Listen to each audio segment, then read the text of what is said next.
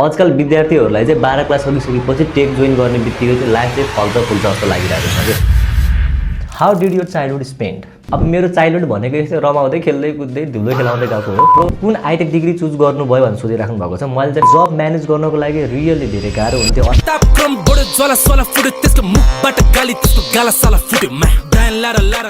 मेरो last YouTube भिडियोमा हजुरहरूले यति धेरै कमेन्ट गर्नुभयो कि अब मैले त्यसको एन्सर नदिकन बस्नै सक्दैन कि। आज म हजुरहरूको इम्पोर्टेन्ट क्वेसन 1 बाई 1 पिकअप गर्नेवाला छु। So make sure to stick with me. So first comment छ मोहित चन्द ठकुरीको। दाइ I am following you from previous 2 months। I want know answers of these questions. So भाइले लगभग एउटा क्वेसन सोधेको छ, हामी 1 बाई 1 त्यसको एन्सर गर्नेवाला छौँ। How did your childhood spend? अब मेरो चाइल्डहुड भनेको यस्तै रमाउँदै खेल्दै कुद्दै धुलो खेलाउँदै गएको हो। प्रोग्रामिङतिरको करियरलाई हेर्ने हो भने after 10 class kind of start भएको हो। +2 मा चाहिँ मैले कम्प्युटर साइन्स लिएको है। अब कुन आइटेक डिग्री चुज गर्नुभयो भनेर सोधिराख्नु भएको छ। मैले चाहिँ फरेन डिग्री चुज गरेको, BSc IT। अब name of university and degree चाहिँ मेरो लिङ्क्डइन प्रोफाइलमा छ। How did you manage bachelors plus job? अब ब्याचलर र जब म्यानेज गर्नको लागि रियली धेरै गाह्रो हुन्थ्यो। असाइनमेन्ट्सहरू हुन्थ्यो, इक्जाम्सहरू हुन्थ्यो। तर म्यानेज भनेको आफू प्रपर टाइममा उठ्ने, आफ्नो काममा जाने। अब कलेज त म त्यति साह्रो गएन है, टु बी भेरी अनेस्ट। तर यताउता गरी ह्यानत्यान गरी केही कुराहरू प्लस माइनस भयो, म्यानेज चाहिँ भयो। नेक्स्ट क्वेसन छ how did you get job in where? मेरो फर्स्ट जब थियो त्रिलोक टेक्नोलोजीमा। मैले चाहिँ लिङ्क्डइनबाट पाएको थियो जब। सो लिङ्क्डइनदेखि मैले एप्लाई गरेँ, लिङ्क्डइनदेखि मलाई चाहिँ मेसेज आयो, इमेल आयो, इन्टरभ्यू भयो एन्ड म हायर भयो।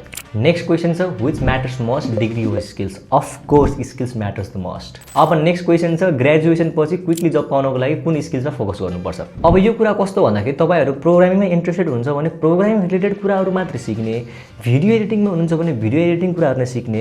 अब फरक डोमेनहरूको लागि फरक स्किल्सहरू चाहिन्छ।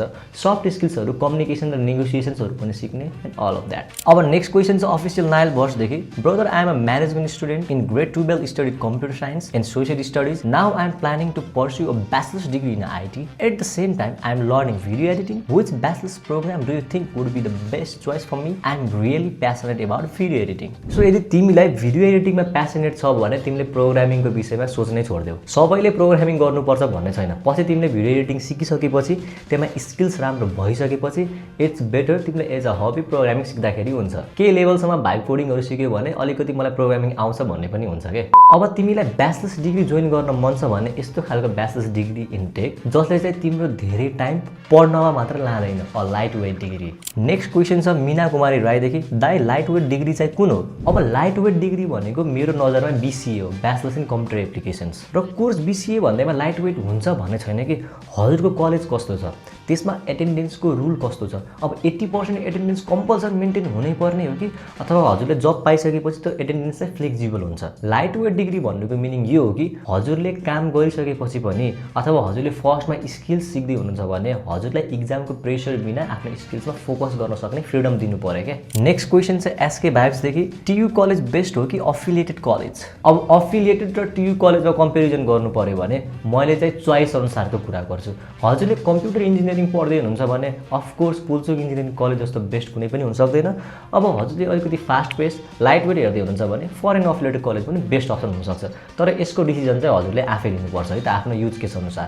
नेक्स्ट क्वेसन छ प्रिन्सदेखि। दाइ TU को सिलेबस आउटडेटेड भन्छन्, सो कम्प्युटर इन्जिनियरिङ गर्ने कि BSc CSIT? अब TU को सिलेबस आउटडेटेड छ भन्न मिल्दैन। तपाईँले कुनै पनि कुराको फन्डामेन्टल्स त एकदम रुटदेखि कम्प्लिट गर्नुपर्छ क्या। इन्जिनियरिङ भन्ने बित्तिकै डिप रिसर्चमा पर्छ। सो त्यही भएर सिलेबस आउटडेटेड भयो, पुरानो भयो, यस्तो छ भनेर कम्प्लेन नगरेको बेस्ट। र लास्ट कमेन्ट छ एजेन्ट काफदेखि। A computer science degree may help you land the job interview but it won't guarantee to land you the job. Your ability to continuously learn, upskill and adapt is what land you the job and helps keep you in the room with the best engineers out there. Of course है, आफूले up skill regularly गरिराख्नु पर्छ। अनि त्यसपछि आफूले कतिको आफ्नो कम्पिटिटर्सहरूसँग compare गरिरहेको छ, अफकोर्स कम्पेरिजन चाहिन्छ है। मान्छेले कस्तो खालको स्किल्स लर्न गरिरहेको छ। अब मैले चाहिँ एउटा A भन्ने स्किल्स लर्न गरिरहेको छु तर मार्केटमा BCDE भन्ने स्किल्स चलिरहेको छ भने मैले BCDE एड्याप्ट गरेर हुन्छ त। सो टेक फिल्डमा चाहिँ कस्तो हुनुपर्छ भन्दाखेरि कन्टिन्युसली एड्याप्ट गर्न जान्नुपर्छ कि कैमेलियन जस्तै हो, रङ फेरेको फेरै गर्नुपर्छ। सो आजको लागि यति नै गाइज। अब नयाँ टेक भिडियोहरू अझै आउने गर्छ। Make sure to like, comment, subscribe अनि म हजुरहरूको कमेन्टलाई फेरि रिप्लाई दिनेवाला छु है।